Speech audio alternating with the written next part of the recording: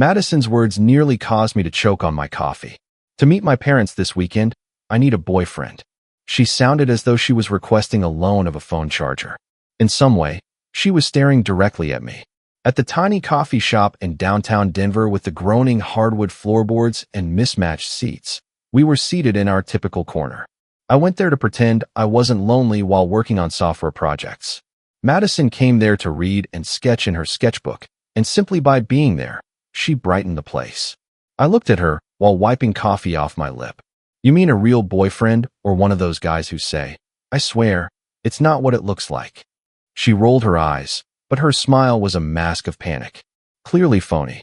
I require a phony boyfriend. For a single weekend. My folks are traveling from Ohio. They already believe that I am not succeeding in life. That's what I do when I'm anxious, so I laughed. And you chose the guy who once tripped over a Roomba and apologized to it out of all the guys in Denver. Exactly, she replied. You're secure. You are a good person. Additionally, you avoid making out with anything that moves. I pointed to her with my cup and said, that isn't a compliment. Her brown eyes met mine as she leaned forward, resting her elbows on the table. I mean it, Ethan. I informed them that I was seeing someone. It became unmanageable. They now want to meet you when they visit this weekend. Well, a boyfriend, not you. Congratulations, then. It's you. I had been half in love with Madison since she smashed into my table 6 months ago, splashing iced coffee all over my laptop, and then apologizing like she had knocked over a national monument. The truth I never uttered aloud was so basic that it made my heart flip strangely. Why would you even disclose your relationship to them? I inquired. She twisted the small ring she wore on her middle finger while looking down at it. My mother frequently asks, when are you going to settle down? And honey, you're not getting any younger. Ethan, I'm 26. 26. It seems that they consider it to be practically the retirement age for romance. Additionally, my dad believes it was a mistake to move to Denver for art stuff. They don't believe that I take anything seriously. So I went into a panic. I created a romantic partner. As she swallowed, I observed the movement of her throat. She lowered her voice. I informed them of his sweetness. And considerate. And steady. He encourages me to pursue my creativity.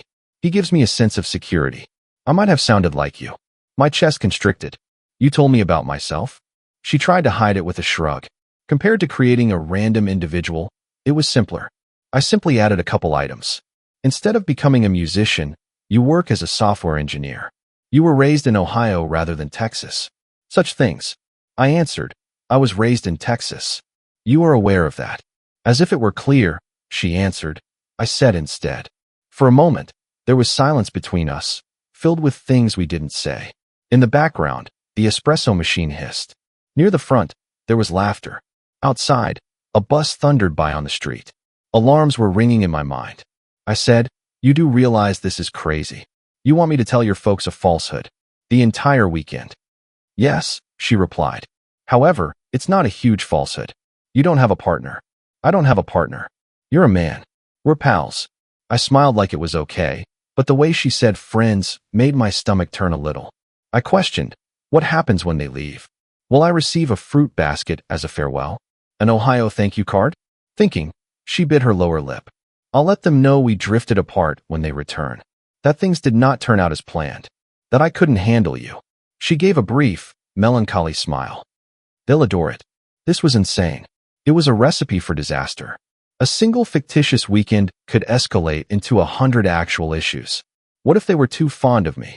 What if, instead of following the script, I made a mistake and said something genuine? What if I didn't want it to be phony for once? And why would I agree to this?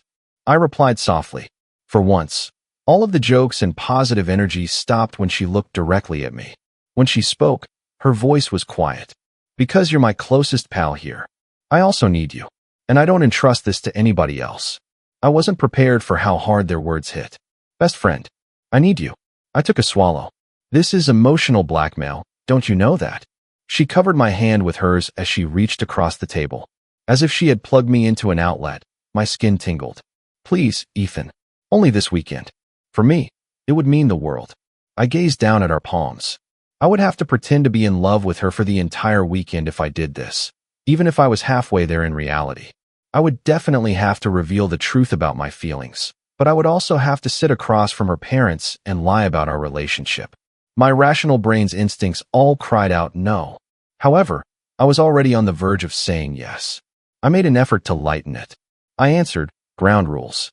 A couch that dips in the middle like a dejected taco is not where I'm going to sleep. I should at least have a real bed if I'm a potential false lover. The tension eased slightly as she laughed. The guest room is yours. In Boulder, my parents reserved an Airbnb. We were invited to stay with them there. We'll take a car up on Friday afternoon. Boulder, I said again.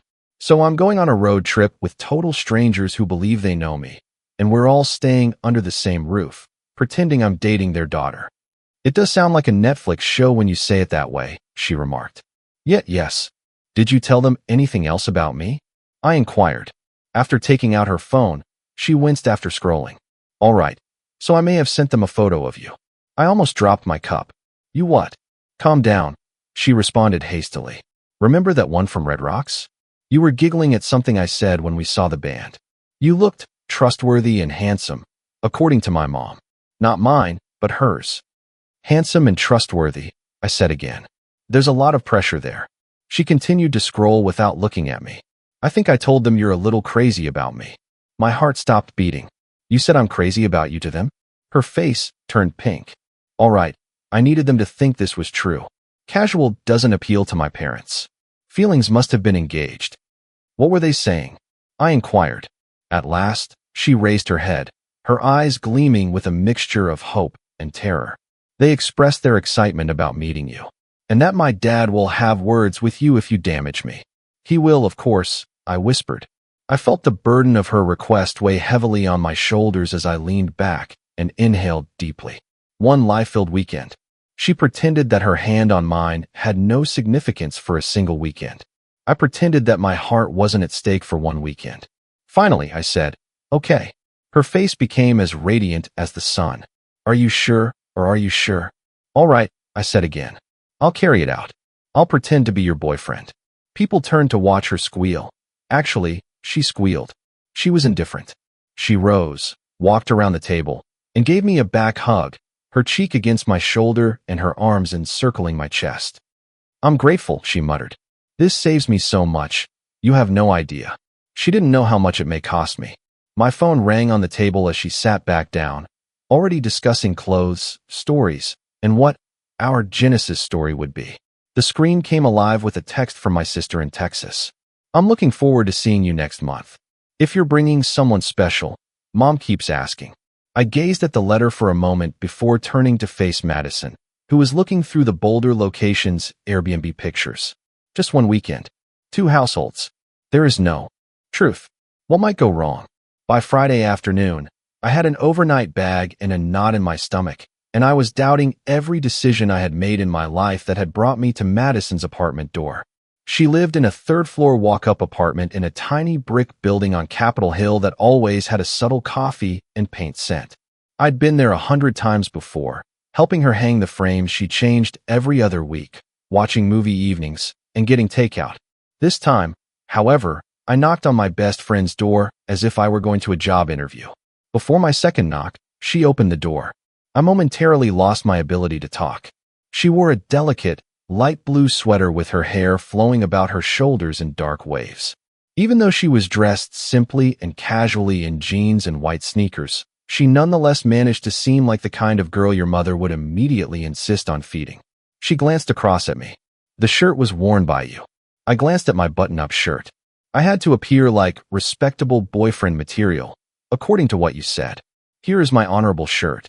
She grinned, feeling both proud and apprehensive. Ethan, you look good. It warmed my chest. You as well? You really do resemble my phony girlfriend. Positively. In the most effective manner. I was already making a mess of this. She moved aside to make room for me. A denim jacket was draped over a half-zipped suitcase beside the door. With a beauty bag on the coffee table, 2 pairs of shoes on the couch, and charger cords dangling from the armrest, her living room appeared to have been hit by a packing bomb. She turned to face me and shut the door after saying, All right, we need to review our story before we depart. Our story, I said again, setting my luggage down next to the couch. You mean when you destroyed my laptop and we first met? She let out a moan. It happened by mistake. That aspect is real, too. However, in order to avoid confusion, we must agree on the specifics. She reached over to the coffee table and opened a notebook. Her handwriting was sloppy, with bullet points, tiny hearts, and arrows in the margins. At the top, she had written, "Fake boyfriend plan." I remarked, "You truly committed to this." "Of course." She stared at me after saying, "My whole reputation is on the line. Yours is, too. Avoid blowing it." I sat down with her, our knees nearly touching, and she sat cross-legged on the floor. She gestured at the notebook. "All right. For what duration have we been together?" I spoke carefully as I said, "We met 6 months ago. So 3 people dating." She gave a headshake. "Too brief. My mother will believe that you are a phase or a comeback. Assume 4 months. We were friends at first, but after realizing we liked one another, we formally announced our relationship." I took a swallow. That is a very close thing to the truth. She disregarded that. "Next. First encounter." "Where?"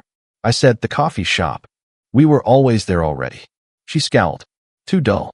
We can claim to have visited the small diner with the neon sign on Colfax. It was like a cute romantic comedy as we enjoyed milkshakes." I reminded her, "We did that last month." "Exactly. Talking about it will be simple," she replied. "Just cut out the part where I spilled ketchup on your hoodie by accident." I gave a snort. "It seems like a significant character element." She said, "Ethan, pay attention. We spent 20 minutes discussing specifics, including how we came to be exclusive after you brought me soup when I was ill and walked me home in the snow. What we like doing together, movies, hikes, farmers markets, being disgustingly cute, and what I liked best about her." My mind stopped working at that last question. "So," she inquired, hovering her pen, "what do you like best about me?" I parted my lips, then shut them again. How could I possibly choose only one item? The way she burst out laughing. Her tendency to overthink things. She spoke about art as if it were the last remaining honest language. The way she glanced at me when she believed I wasn't listening. "You're obstinate," I eventually uttered. She scowled. "Is that what you like best?" "In a good way," I hastily added. "You never give up. On your artwork. Regarding your dreams. On people. Even when things are difficult, you manage to make them happen. It's motivating." She reddened her cheeks. My breath caught when she softened her eyes. The air between us changed for a moment, weighed down by something tangible.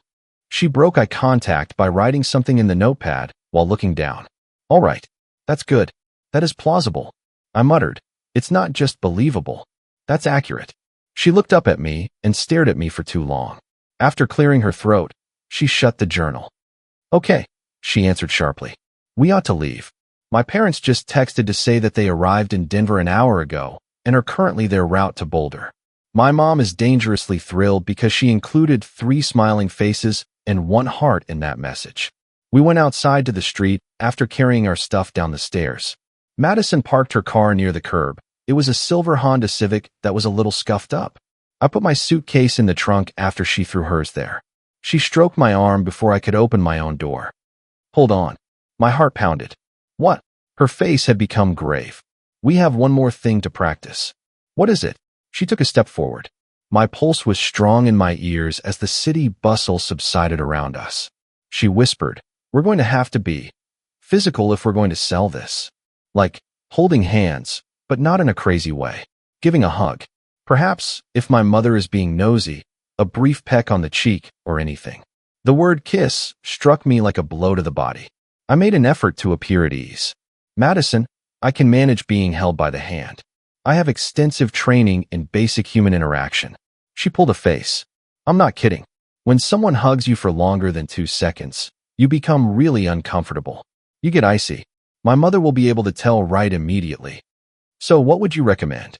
My voice was a touch hoarse as I asked. She said, "Just let me try something." She reached up, slipped one hand behind my neck, and moved completely into my personal space before I could react. I was surrounded by the warm, pleasant scent of her shampoo. I touched her chest. My mind cleared. My chest was lightly touched by her other hand. She said, "You can't pretend that you've been electrocuted if I do this." "It is too late," I whispered. Her eyes flitted to my mouth and then back to mine as she grinned. She then gently leaned in and kissed me quickly and softly on the cheek, close to the corner of my mouth. My entire body glowed like if someone had turned on every switch, even though it was soft and hardly noticeable. She studied my face, pulling back a few inches. Better. Although it's better, you still appear to be having a little heart attack. Just a little one, weakly, I said. Fantastic. Advancement. She opened her door, moved aside, and laughed. Fake boyfriend, hurry up. We need to impress our parents. It took roughly 40 minutes to go to Boulder. The Rockies rose in the distance, snow still clinging to some of the peaks despite the fact that it was late spring as the roadway extended in front of us. Madison turned on a playlist that included indie bands, mellow acoustic tunes, and music that gave the impression that a movie was playing. At first, we discussed everyday topics like work, an odd email I received from a client, and a new mural she intended to paint in a downtown alley. There was a quiet buzz of tension beneath it all, a countdown to impact. She lowered the music halfway there. May I ask you a question? Yes. Once more, she played with the ring on her finger. Your household. You don't discuss them very often. Will they be upset that you're spending the weekend with me rather than them? I said, they're in Dallas. They're all right. In addition, I'll see them in a month. All right, she said. Is your mother like mine? Depends, I said. Does your mother call you every Sunday to inquire about if you're eating real meals and meeting any nice girls in addition to sending you 3 recipes a week? Madison moaned. Indeed. My mother is just like that. Yeah, I replied. They would most likely get along. She gave me a look. And you informed her that you were single? I gripped the steering wheel a little tighter. I told her that I was busy. With labor. She whispered softly. That's not the same thing. I understand, I answered. I simply don't know how to explain that this weekend in Boulder, I'm playing the role of a fake boyfriend. Though she didn't ask it, there was a question in her eyes as she chuckled quietly. After 15 minutes, we arrived at a quiet street close to the mountains and stopped up in front of a homey-looking Airbnb. The house was 2 stories tall, with a blue front door, string lights around the railing, and a large porch. There was already a rented SUV in the driveway. My heart began to race. I said, last chance to back out. She glanced at me after unbuckling her seatbelt. Ethan, yes. This time, she didn't say thank you in a lighthearted or theatrical manner. It was genuine, almost brittle. Thank you, whatever happens this weekend. With a constricted throat, I nodded. We can do this, I declared. I wanted to sound more assured than I actually was. Together, we picked up our luggage and headed up the trail. Madison put her hand in mine halfway to the door. It was such a minor matter. It felt as though our fingers had been waiting months to lace together. A jolt of electricity went up my arm. She squeezed my hand briefly. I'm in boyfriend mode, she muttered. The front door opened before I could respond. Standing there with her hand leaping to her mouth was a woman with Madison's eyes and a gentler, older face. Her voice was heavy as she exclaimed, "Oh my God, she's there. You must be Ethan, too." A taller man with graying hair and piercing but kind eyes appeared behind her, crossing his arms to assess me. I came to a realization when Madison's hand was clasped around mine and her parents were looking at us as if we were the solution to a long-standing question. I wasn't going to tell them a lie. I was going to tell myself a lie. Madison's mother scooped her off the ground with an embrace so strong that it was the first thing she did. She pulled me into one as her second action. Against my shoulder, she introduced herself as Linda. You must be the well-known Ethan, too, renowned. Fantastic. There is no pressure. I took a step back and tried to smile like a calm, regular person rather than a man about to pull an emotional ruse when she eventually released go. Mrs. Parker, it's a pleasure to meet you, I said. She chuckled. Oh, call me Linda, please. I feel like I should be evaluating papers again because of Mrs. Parker. At that moment, the tall, broad-shouldered man behind her pushed forward, his face grizzled and his blue eyes keen and unblinking. He extended one out to me after wiping his hands on his slacks. My name is Tom, he introduced himself. Madison's father. He had that traditional, I know how to use power tools and fix everything in the house handshake, and his grasp was solid. Ethan, I answered. We appreciate you having us. He kept his eyes fixed on mine for a second longer than usual, as if he were looking for cracks. I got the impression that he had already put me through an invisible exam and was awaiting the outcome when he finally released go. Madison interrupted abruptly. Can we at least enter the house before you question him, Dad and Mom? It has been nearly an hour since we got into the automobile. Linda let out a gasp. Obviously. As I blocked the door like a mad person, listen to me. She moved out of the way. Please come in. We bought groceries. Tonight, I'm preparing dinner. Not very fancy, just a pot roast. I hope you're not among those who solely consume air and kale, Ethan. I remarked, I adore pot roast. At least that part was accurate. The interior of the house was bright and pleasant. The living room, which included a large couch, a stone fireplace, and a large window overlooking the mountains, opened up directly by the door. By the stairs were a few stacked luggage. Something was roasting in the oven, and there was a subtle scent of garlic.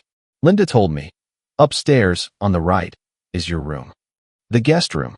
Next to it is Madison's. The restroom is at the end of the corridor. We made an effort to keep the two of you on the same floor so that you feel like your eye felt my face heat up as she twitched her eyebrows. Madison moaned, Mom. We're not. Tom interrupted. We know. After 11, the door remains open. House rule. When he said it, he gave me a look as if he wanted to gauge my response. I tried not to choke as I nodded. I got it. After giving my hand a squeeze, Madison pulled me in the direction of the stairs. We'll drop our belongings and descend immediately.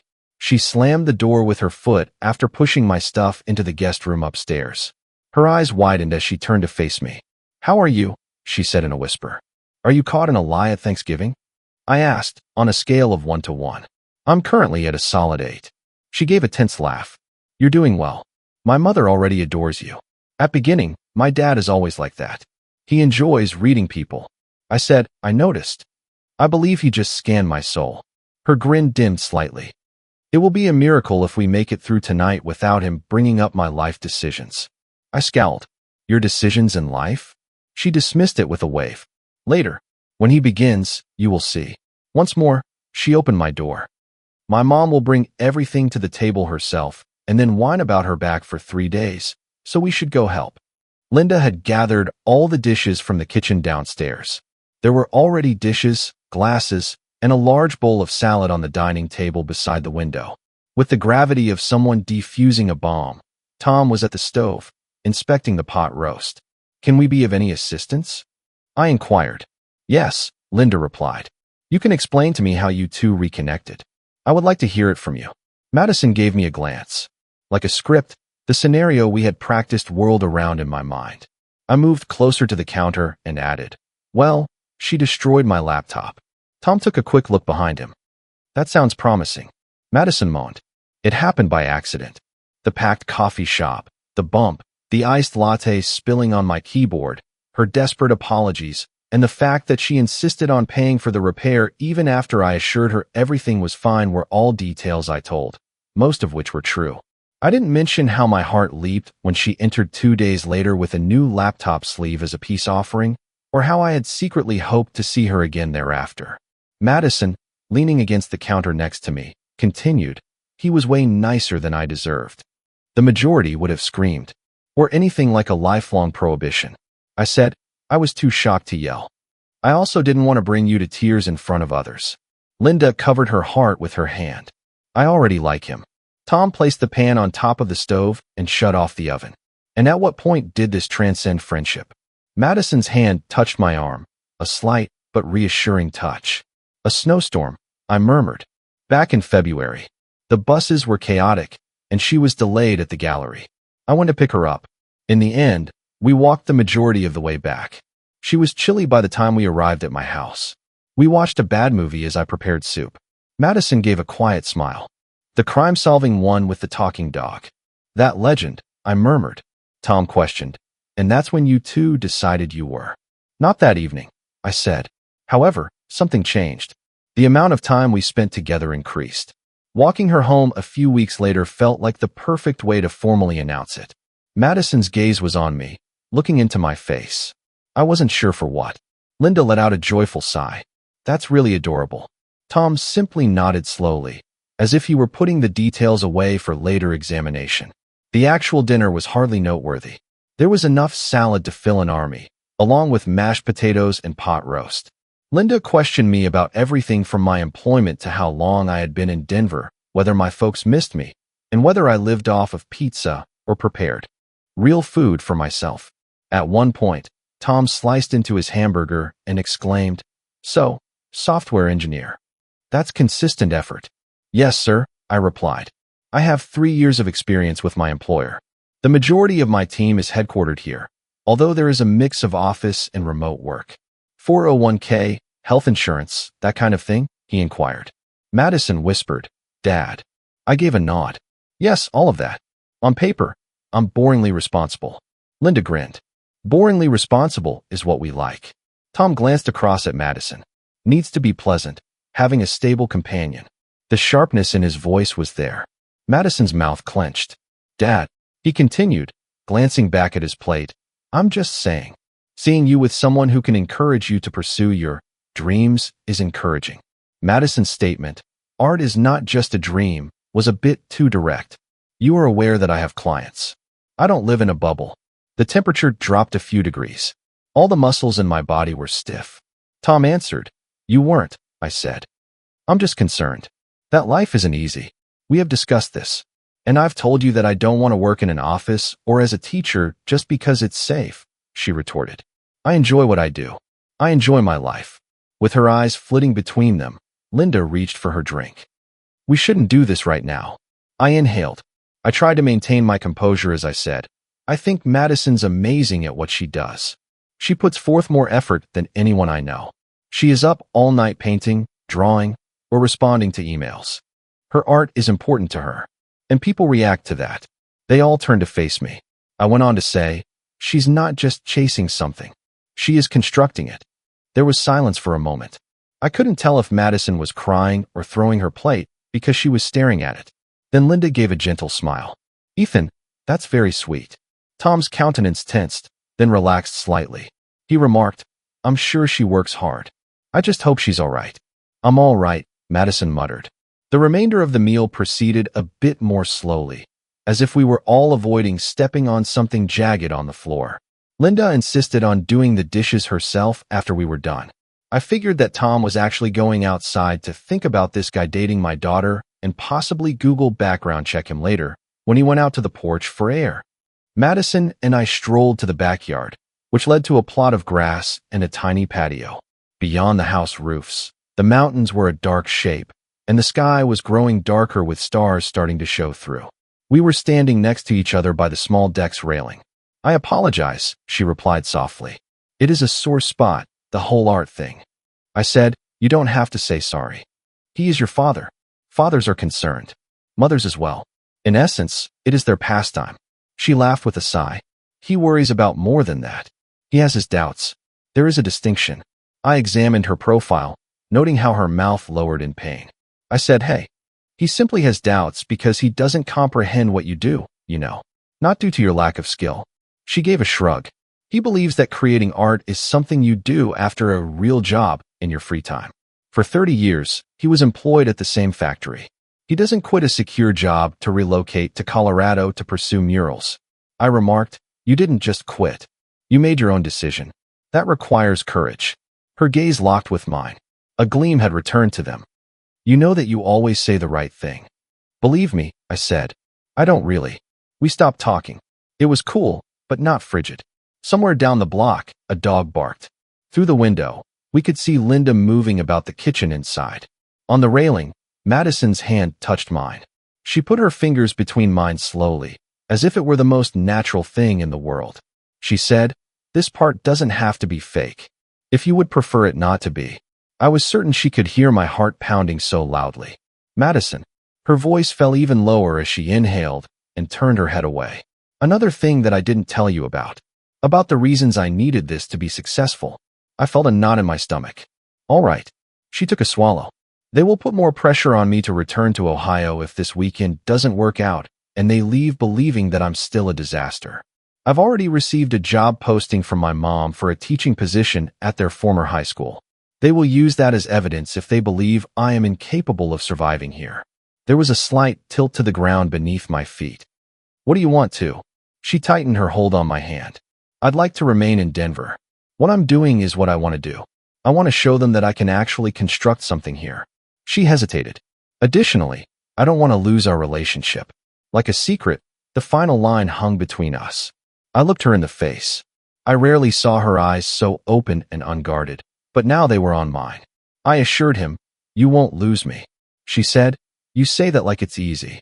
However, for their benefit, we are expected to break up after this weekend. Remember that's the plan? Yes, I did recall. I detested remembering. I said, "Plans change," before I could stop myself. She blinked. What is meant by that? I inhaled.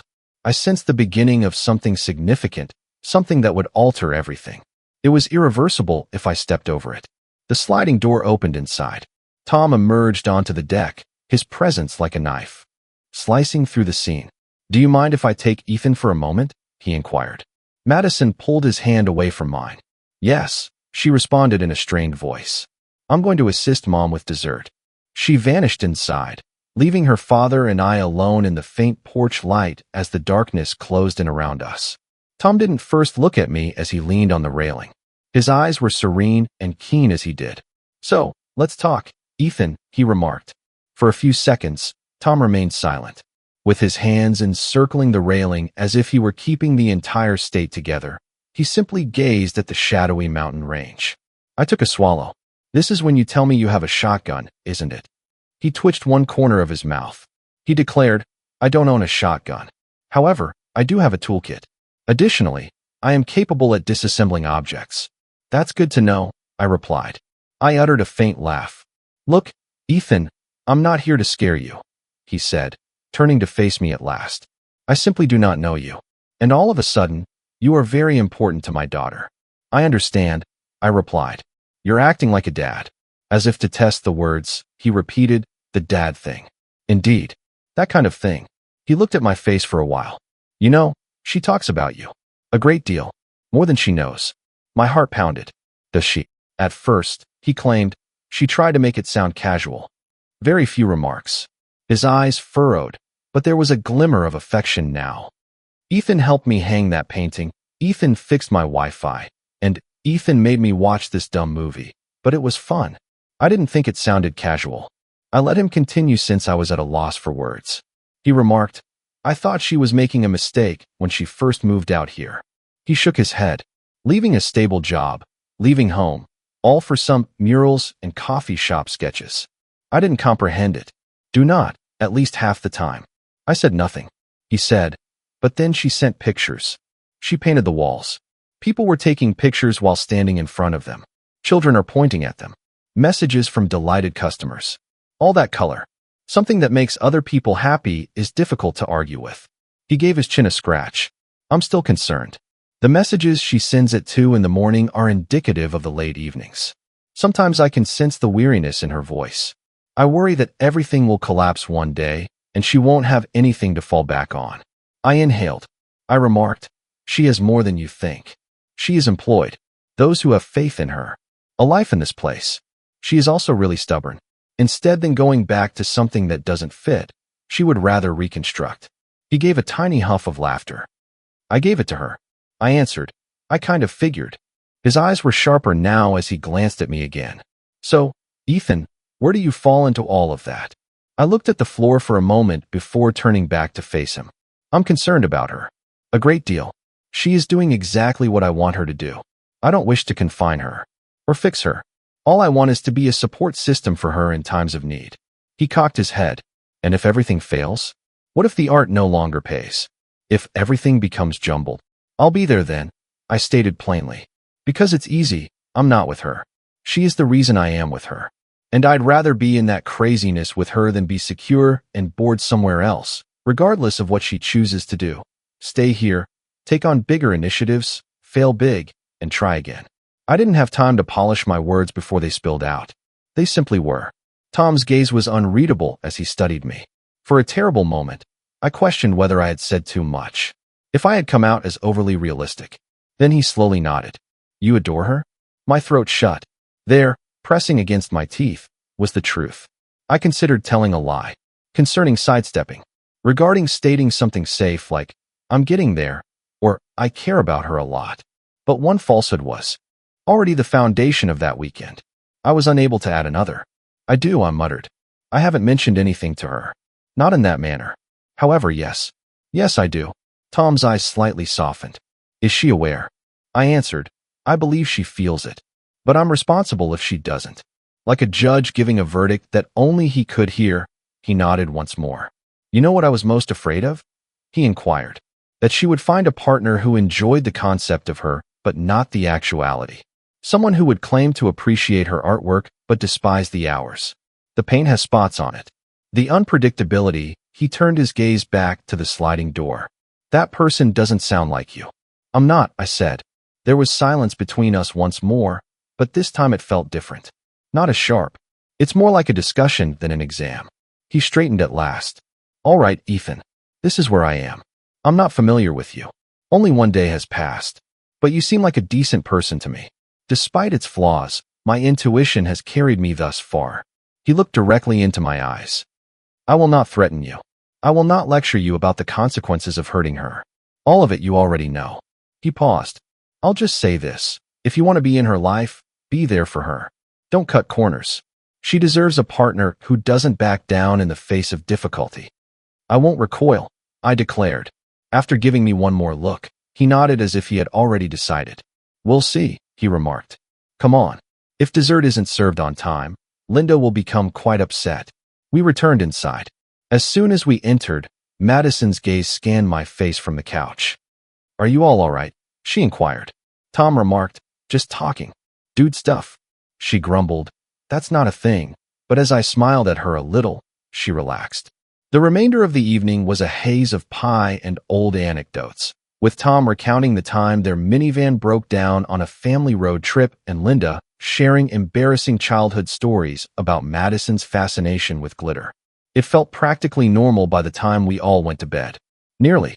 I lay on the strange mattress in my room, looking up at the ceiling in the faint light that seeped through the door.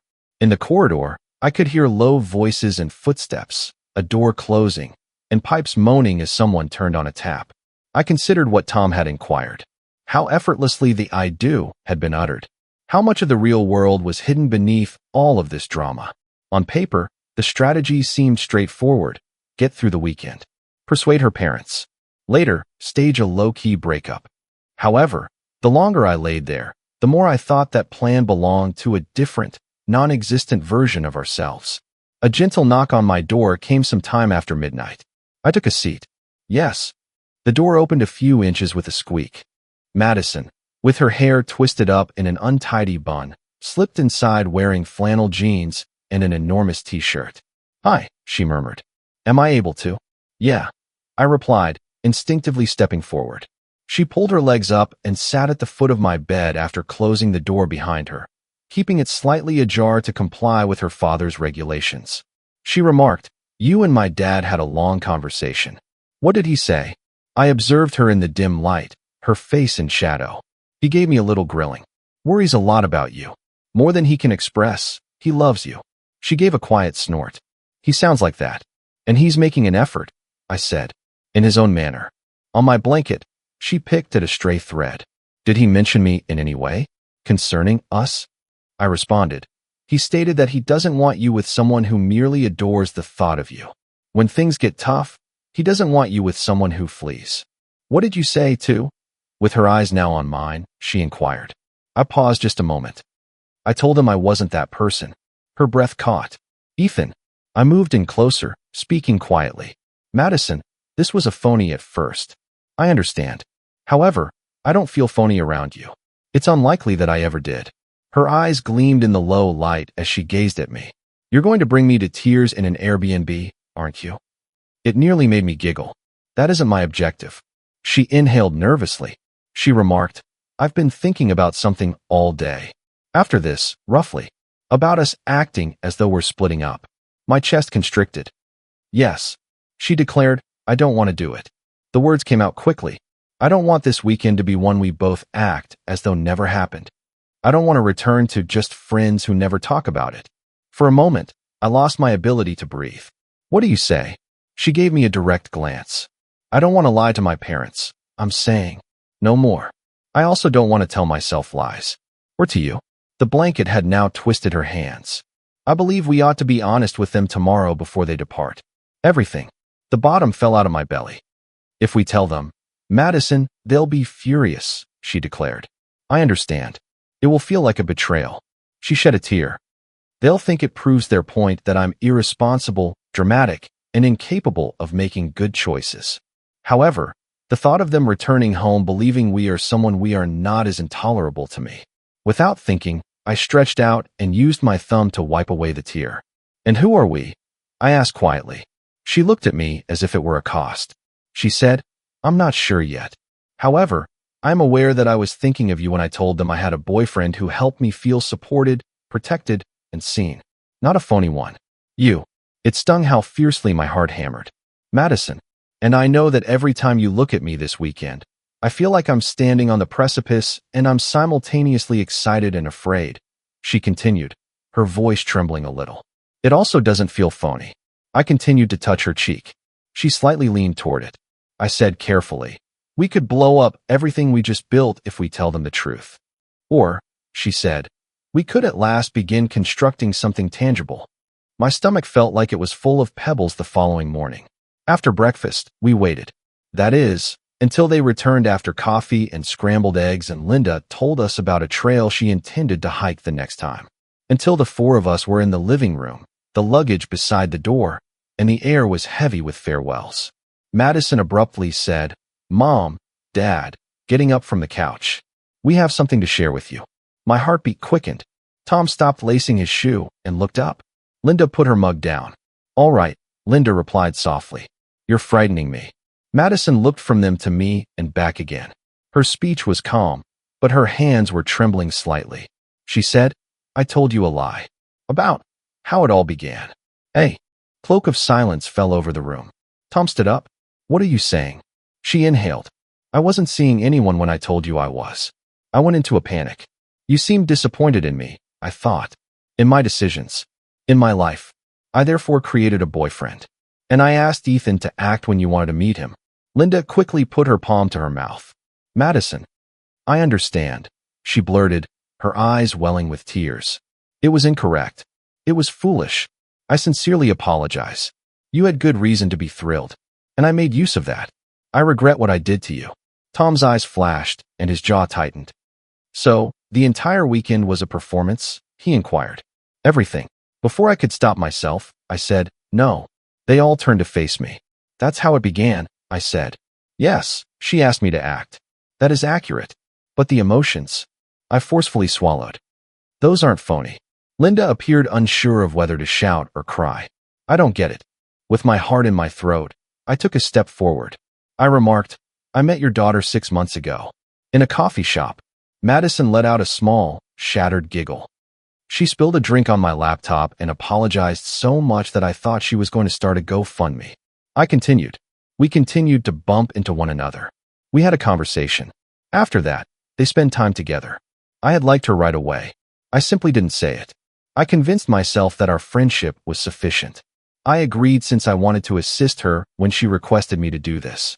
However, I also said yes because it felt like a chance I had been too afraid to take on my own to show her parents the version of myself she had already portrayed.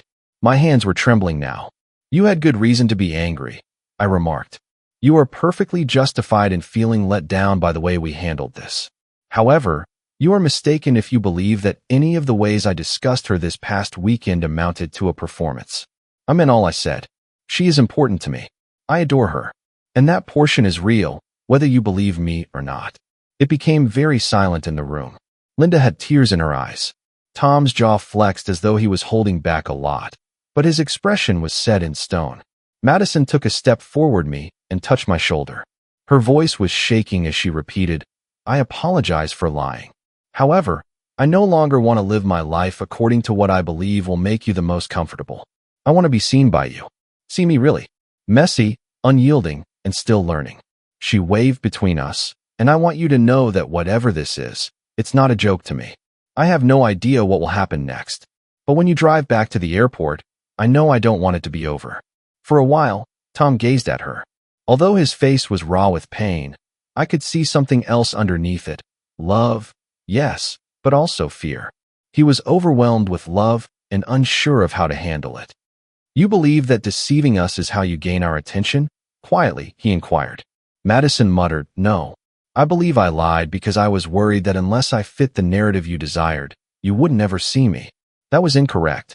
I finished doing that." Linda dabbed at her face. Her voice broke as she said, "Oh, baby. I would still love you if you showed up with blue hair, 10 cats, and no boyfriend." "You would adore me," Madison remarked. "Would you respect me, though? Do you think I'd be able to make my own decisions?" "Is that the purpose of this?" Tom inquired. "You believe we don't value you?" She remarked. "I believe you're still waiting for me to return home and be the version of myself that you feel most secure with. I can't be her either. Not unless I lose myself." Heavy and true, the words hung there. Tom let out a slow exhale, as if he had been punched out of his breath. After wiping a hand across his face, he turned to face me. He remarked, "You claim to love her. Did you mean that?" "Yes," I said. "I did. Yes, I do. And when things get complicated, you won't immediately flee to your cozy little life in Denver?" he inquired. I gave a headshake. I remarked, "It's already complicated. I remain here." After examining me, he turned back to Madison. There was a slight softening in his shoulders. "You made a poor decision," he told her. "You two did. This kind of lying stings. It makes trusting difficult." "I understand," she muttered. "I'll stop at nothing to regain that."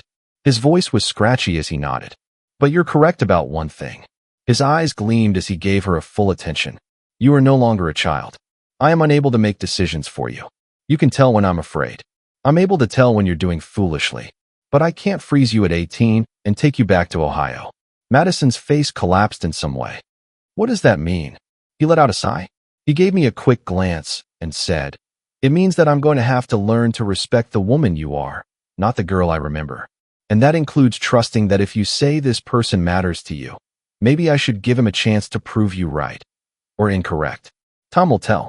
Linda made a noise that was half sob, half chuckle. As she wiped her eyes, she remarked, "You two are exhausting. But you belong to us." She moved forward, embraced Madison, and then, to my astonishment, embraced me as well. Madison's hair was in my face, Linda's perfume was all around us, and Tom was watching from a few steps away, his face still complicated. "I'm still angry," Linda muttered. "However, I'm also proud. I'm not sure how to handle that." Madison laughed while crying and remarked, "Same." Later, the farewell at the door was more subdued. No theatrical demands, no sweeping speeches. Just Tom shaking my hand with a solid but not crushing grip, Linda holding us both as if she wasn't ready to let go, and a look that said, "Don't mess this up. However, I may also believe that you won't." Their SUV's taillights vanished down the street as we watched it drive away from the curb. The world seemed extremely still for a moment. Madison then turned to face me. She tucked her hair behind her ear and murmured, "So, we were honest with them." "We did," I said. "Additionally, the house remains intact. That's something." She drew a deep breath. "I feel lighter. Horrified, but with less weight." "Same," I said, "with the exception of the part where I think I might throw up." She looked up at me after laughing. Her eyes were more golden than brown in the morning light. She said, "What you said back there. About loving me. Or was that only for them?" I said, "It wasn't for them. It was intended for you." It wasn't until it was too late that I realized I was saying it aloud. Her smile faltered.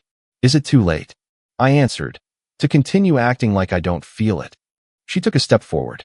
"Well," she muttered, "because I'm sick of playing the part." My heart stopped beating. "Madison." She got up on her toes and reached up to the back of my neck with one hand, just like she did in the parking lot, but this time her fingers curled there with confidence and steadiness. She added, "You know I love you too. Stubborn, nervous, overanalyzing you, rumba apologizing. I believe I've been aware of it for some time. Simply put, I was too afraid to call it what it is." The boundaries of the world became slightly blurry. I managed to remark, "Is this the part when I'm meant to say something lovely and smooth?" She grinned. "No, simply give me a kiss." So I did. It wasn't movie music and fireworks. It was superior. It felt simultaneously soft and warm, familiar yet unfamiliar. After months of almosts, we finally caught up. All of the late-night texts, quiet moments on busy sidewalks, and shared coffees suddenly made sense. She pressed her forehead to mine when we eventually withdrew, her breathing a little too quickly. "So," She whispered softly. A true boyfriend? I said, real boyfriend. Don't act fake. No script for breaking up. She continued, a smile tugging at her lips. And no sofa. Remember, you deserve a real bed. I chuckled. I'm fine as long as the bed is in the same city as you. After putting our belongings in her vehicle, we began our journey back to Denver. The city was waiting, the mountains were behind us, and the highway extended ahead. Her fingers touched mine on the center console halfway home. There was no audience, no plan, and no script this time. Only us. Just one weekend. 2 households. Lots of truth.